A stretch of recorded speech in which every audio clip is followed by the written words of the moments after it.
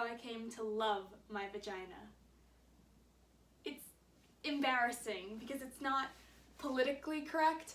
I mean, I know it should have happened in the bath with salt grains from the Dead Sea and Enya playing and me loving my woman self. I know the story. Vaginas are beautiful. Our self-hatred is only the internalized repression and hatred of a patriarchal culture. It isn't real. Pussies unite. I know all of it. Like, if we'd grown up in a culture where we were taught fat thighs were beautiful, we'd all be pounding down milkshakes and Krispy Kremes, lying on our backs, spending our days thigh expanding. But we didn't grow up in that culture. I hated my thighs. I hated my vagina even more. I thought it was incredibly ugly. I was one of those women who had looked at it and from that moment on wished I hadn't. It made me sick. I pitied anyone who had to go down there. In order to survive, I began to pretend there was something else between my legs. I imagined furniture, cozy futons with light cotton comforters, little velvet settees, leopard rugs, or pretty things. Silk handkerchiefs, quilted pot holders, or place settings. I got so accustomed to this that I lost all memory of having a vagina. Whenever a man was inside me, I pictured him inside a mink-lined muffler or a Chinese bowl. Then I met Bob. Bob was the most ordinary man I ever met.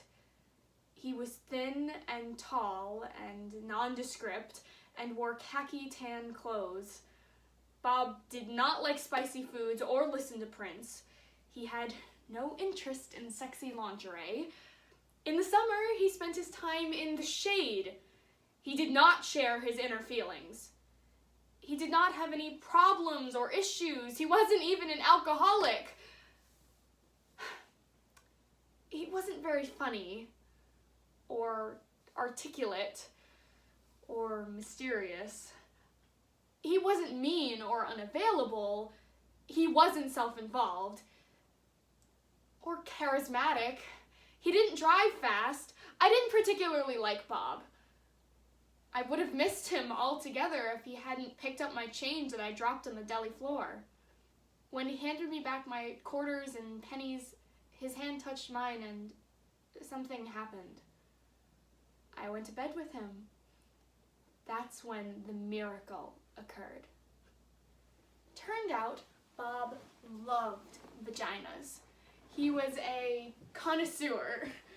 He loved the way they felt, the way they tasted, the way they smelled, but most importantly, he loved the way they looked. He had to look at them. The first time we had sex, he told me he had to see me. "I'm right here," I said. "No, you," he said. "I have to see you." "Turn on the light," I said, thinking he was a weirdo freaking out in the dark. He turned on the light. Then he said, "Okay, I'm ready to see you." "Right here," I waved. "I'm right here." Then he began to undress me. "What are you doing, Bob?" I said. "I need to see you," he replied. "No need," I said. "Just do it." "I need to see what you look like," he said. "But you've seen a red leather couch before," I said. Bob continued. He would not stop. I wanted to throw up and die. "This is awfully intimate," I said. "Can't you just do it?" "No," he said. "It's who you are. I need to look." I held my breath. He looked and looked. He got all breathy and his face changed. He didn't look ordinary anymore. He looked like a hungry beast. "You're so beautiful," he said. "You're young and deep and innocent and wild.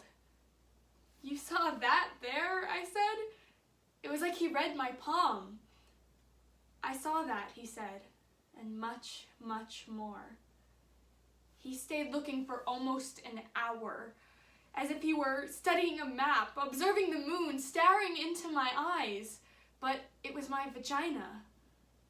In the light, I watched him looking at me, and he was so genuinely excited, so peaceful and euphoric.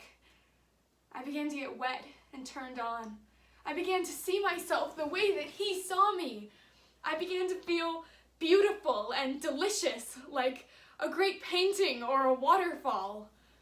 Bob wasn't afraid. He wasn't grossed out. I began to swell. I began to feel proud. I began to love my vagina. And Bob lost himself there, and I was there with him in my vagina, and we were gone.